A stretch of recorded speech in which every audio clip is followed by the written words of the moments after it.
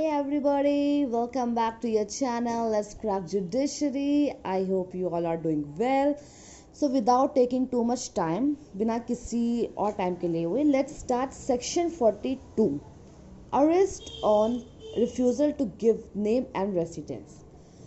तो ये अरेस्ट तब होता है जब इंसान मीन्स एक्यूज्ड अपना नाम और पता देने से मना कर देता है. जी हाँ. First, when any person who in the presence of a police officer has committed or has been accused of committing a non-cognizable offense refuses on demand of such officer to give his name and residence or give a name or residence which such officer has reason to believe to be false, he may be arrested by such officer in order that his name or residence may be ascertained. तो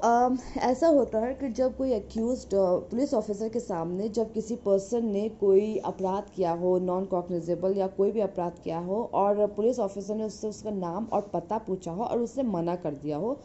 तो उस case में police officer उसको arrest कर लेती है जब तक कि वो नाम या पता नहीं बताता, या फिर अगर नाम पता बताता है और अगर पुलिस को लगता है कि ये फॉल्स है, ये फर्जी नाम और पता है, तो वो पुलिस ऑफिसर उसको अरेस्ट कर लेती है और पुलिस ऑफिसर खुद पता करती है कि उसका नाम और एड्रेस क्या है, और जब तक उसका नाम एड्रेस पता नहीं चल जाता तब तक वो अरेस्ट ही रहता है. When the true name and residence of such person have been ascertained, he shall be released on his executing a bond with or without surety to appear before a magistrate if required. So ये होता है कि अगर उस police officer को उसका नाम और एड्रेस सही वाला पता चल गया तो पुलिस ऑफिसर उस पर्सन को रिलीज़ कर देती है, मतलब छोड़ देती है, और बॉन्ड के साथ वो बॉन्ड एग्जीक्यूट कराती है, और जब बॉन्ड एग्जीक्यूट हो जाता है तो वो रिलीज़ कर देती है. क्यों? क्योंकि उनको एक्यूज का सही नाम और पता चल जाता है. और वो पुलिस ऑफिसर का डिस्क्रिप्शन है कि वो विद और विदाउट श्योरिटी, अगर पुलिस ऑफिसर को लगता है कि इसमें श्योरिटी की ज़रूरत है तो वो श्योरिटी लेगी, अगर उसको लगता है श्योरिटी की ज़रूरत नहीं है तो वो श्योरिटी नहीं लेगी.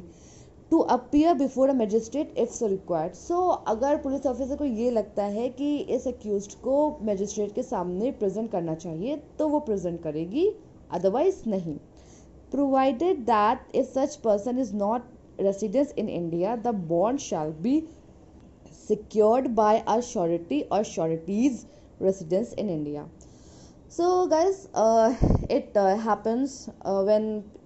you belong to any other country, right, and you came here and you did some stuff, did some offense. तो अब आपका श्योरिटी तो पता होना चाहिए, और अगर आपका श्योरिटी आपका यहाँ मतलब आपका अगर यहाँ पे कोई रिश्तेदार है, क्योंकि आप तो ऐसा होता है ना कि जब आप इंडिया के बाहर रहते हो, जैसे कभी कभी होता है कि जो पर्सन होता है वो इंडिया से बाहर से आया, लाइक अमेरिका, हमारे कई रिश्तेदार होते हैं जो कनाडा, अमेरिका, ऑस्ट्रेलिया ये सब जगह रहते हैं, तो वहाँ से कोई अगर आया है यहाँ पे आपके स्टेट में आकर उसने कोई ऑफेंस किया है, तो और इस केस में अगर उनको जो नॉन कॉग्निजेबल ऑफेंस हुआ है और पुलिस ने उसको अरेस्ट किया है, उसने जब उनका नाम और पता मिल जाता है तो वो बॉन्ड साइन होता है. लेकिन अगर पर्सन यहाँ का नहीं है और बाहर का है, तो यहाँ का जो उसका रिश्तेदार या दोस्त कोई भी होता है तो वो उसकी श्योरिटी लेता है, क्योंकि वो तो आउटसाइड द कंट्री से बिलोंग करता है, वो इंडिया से बाहर बिलोंग करता है, तो जो आपके यहाँ रिश्तेदार है वो आपकी श्योरिटी लेते हैं. Sub clause 3, should the true name and residence of such person not be ascertained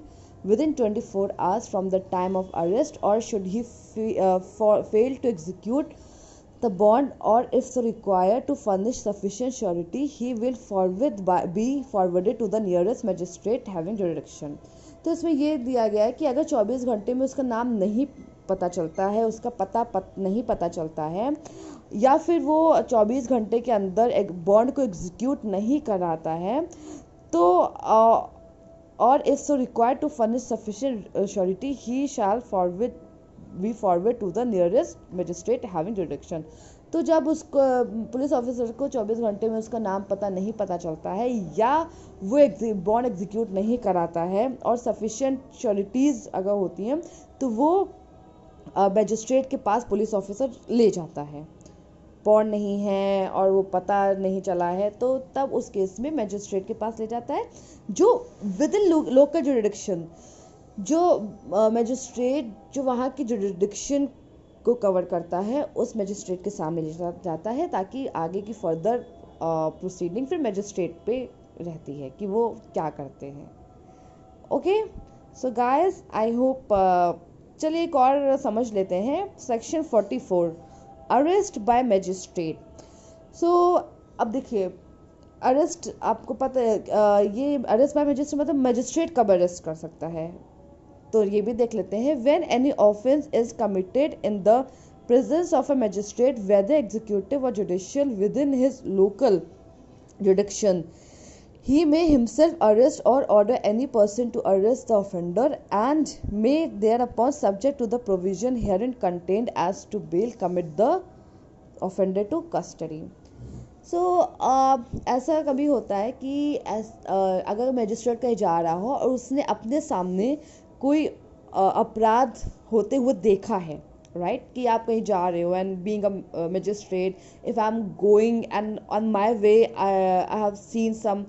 I get to see some offense and the person who are doing that offense, so I have right to arrest that person or I can order anyone else to arrest that person. मतलब अगर मैं जा रही हूँ, मैंने रास्ते में कोई अपराध देखा है, तो मेरी ये राइट है कि मैं उस अपराधी को अरेस्ट कर सकती हूँ या फिर किसी पर्सन से कह के उसको अरेस्ट करा सकती हूँ। Next, second subclause, any magistrate, whether executive or judicial, may at any time arrest or direct the arrest in his presence within his local jurisdiction of any person for whose arrest he is competent at the time and in the circumstances to issue a warrant. और ये magistrate सिर्फ magistrate means magistrate या executive या judicial, कोई भी magistrate, second में लिखा है कि कोई भी मैजिस्ट्रेट और किसी भी समय वो अरेस्ट कर सकते हैं या अरेस्ट करने के लिए बोल सकते हैं, अगर उनके सामने वो अपने सामने ही अरेस्ट करने के लिए बोल सकते हैं या खुद अरेस्ट कर सकते हैं। लेकिन जो वहाँ पे लोकल जुरिडिक्शन, अगर मेरे ये एरिया मैं कवर करती हूँ तो मेरे एरिया में अगर कुछ अपराध हो रहा है तो मैं उसको अरेस्ट कर सकती हूँ, या बीइंग अ मैजिस्ट्रेट मैं किसी और को ऑर्डर कर सकती हूँ कि वो उसको अरेस्ट कर ले।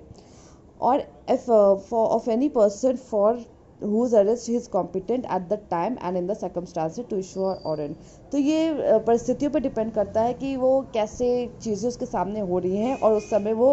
वारंट भी दे सकता है। So guys, I hope you understand these two sections. So stay tuned with my channel to get more videos. So guys, bye, take care, subscribe my channel, do like my videos and share it. Bye bye.